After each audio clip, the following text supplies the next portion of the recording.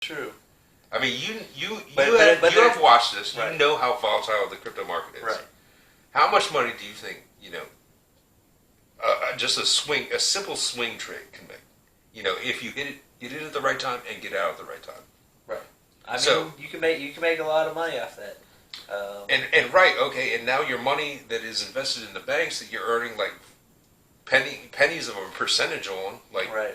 0.0 fucking whatever for a savings or checking account, whatever it is. Well, how stable are these people that are offering you 12% on your dollar? You have to think about that too, because they could make a bad investment and collapse. They could, but at the same point in time,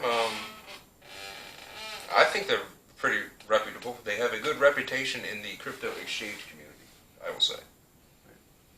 I'm not going to divulge what exchange I am trading on, but I believe them to be fairly reputable. All right. So anyway, okay, moving on. So like I said, with the whole Coinbase thing, and I mean I don't have the exact things, but they basically threatened to sue Coinbase, in the same way they're suing XRP and Ripple. I just think they are trying to bully these companies into bending their knees and doing what they will before they are actually able to come up with any kind of like concise regulations, revolved around it. And at the same point in time, no one even knows if cryptocurrency really falls under SEC regulation. That is a discussion that is being had right now, but so they're kind of fumbling around. Basically, that's kind of how I feel anyway. If you agree, do you agree? I agree that the less control the SEC has over the cryptocurrency, the better off we are. That's true. As a global market. That's true. Or any governmental function. Yeah. Well, I mean, that's all. I mean, let me be honest. Let me clarify too. Regulation probably would actually be a good thing for cryptocurrency based on the fact that it will allow the institutions to actually dump like big fucking money into it. However, at the same point in time, you have to worry about like stuff like this that happened with the flash crash of market manipulation, which is why the regulations have to be sound and solid, and it has to, I mean... That's why the miners are important, because they keep all the transfers of Bitcoin. Well, no, they validate the transaction. Right. And I think that's important too, because you can then, if the government gets involved, you'll be able to... Well, the miners can actually provide clarity as to actually what happened, which is why they were able to prove that 43 million came out of this one Huobi account. Right.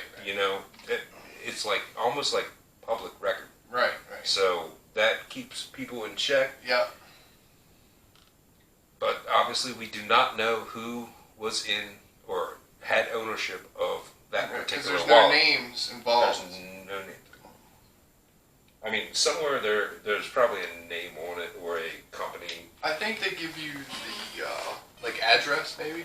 But they don't give you the name. Well, no, it's a wallet address. That's it, okay. And it's a bunch of like letters and numbers and bullshit. And, I prefer transparency over governmental control. Well, and that's why blockchain technology is so fucking fascinating. Right. I like I said, I think it is the future of the world. There are so many use cases for it that it's more trustworthy than the government. This is where I believe is where we are going as a human race. This could potentially be bigger than the internet. Well, no, because you need the internet. Well, no, it's going to be bigger than the internet. Trust me. Okay, let me throw this at you. What's Google worth right now? I'm not sure. It's about $3,300 a share, something like that. What's Bitcoin worth right now? Yeah, but you need the internet to trade. Obviously, to trade, but you can also pull your shit off the internet and put it in cold storage. So you don't necessarily need the internet. Then what are you going to trade if that becomes... Eventually, at some point in time, you're going to have to put it back on the internet and then turn it into... There you go. But, at the same point in time... You need the internet. Right? But I'm saying that the entire cryptocurrency market is going to be a bigger game changer for the world than the internet? Currency-wise. The internet... Financially-wise. Financially-wise. Yes. The internet's in a different category. Well, to an extent. The internet's information. Well, it's a It's a tool. It's a tool. I remember how those like old commercials, like information superhighway and all that dumb shit. Yeah. I mean, you understand what I'm saying, right? Yeah.